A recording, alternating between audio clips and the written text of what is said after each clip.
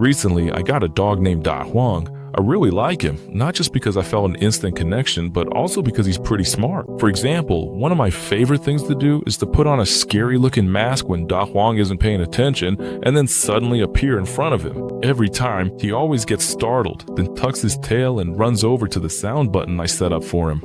Without much hesitation, he presses one of the buttons with his paw and a pre-recorded mechanical voice plays from it. "Who's there? Who's there?" "Dah Huang, it's me." I took off my mask and pointed to my face. Dah Huang went and pressed another button. Dad.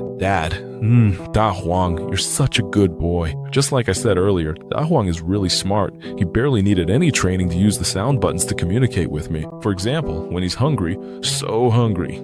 When he's bored and wants to play, want to play.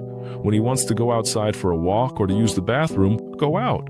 He always manages to press the right button to let me know what he needs. To communicate with him even better, I'm already planning to buy more sound buttons. Maybe it won't be long before Dah Huang can say even more words. I happily told my friends, but to my friend, who knows a lot about dogs, what he said next left me a little disappointed. He told me that Dah Huang actually isn't a very smart breed.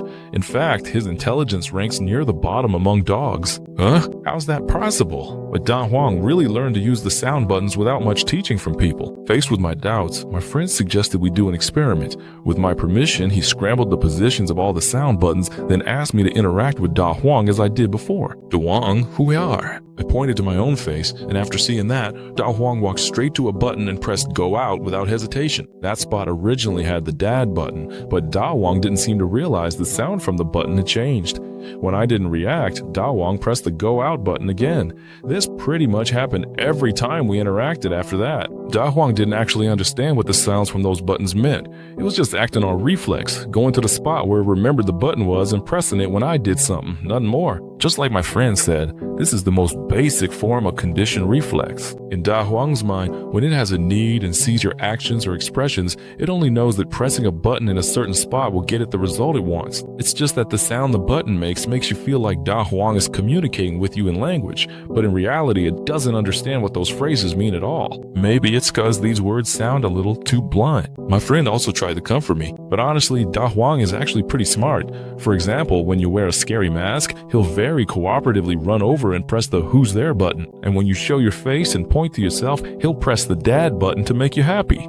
He's such a sweet kid who knows how to give emotional support. Alright, I get it now. Learning the truth, I couldn't help but feel disappointed. Dah Huang seemed to notice the look of frustration on my face, felt the pressure, then started tucking his tail. Not only that, he even ran over to a button and pressed it several times, making it sound out, "Wanna play, wanna play, wanna play."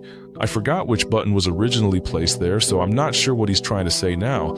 But seeing how scared he looks, is he worried that I don't want him anymore? How could that be possible? Even if he's a silly little dog who isn't as smart as other dogs, he's still my favorite. "Hey, Dah Huang, don't be scared. I would never abandon you," I said softly as I walked over to Dah Huang and reset the scattered buttons one by one according to their markings. But what was strange was that Dah Huang was still staring at the spot on the couch where I had just been sitting. No, to be precise, he was looking toward the kitchen behind the couch, which was pitch black with the lights off. Now that I think about it, that's the same spot it's been staring at this whole time, isn't it? What's going on? I was a bit confused, but I had finished resetting all the buttons. Just then, Dah Huang pressed the button in that same spot again.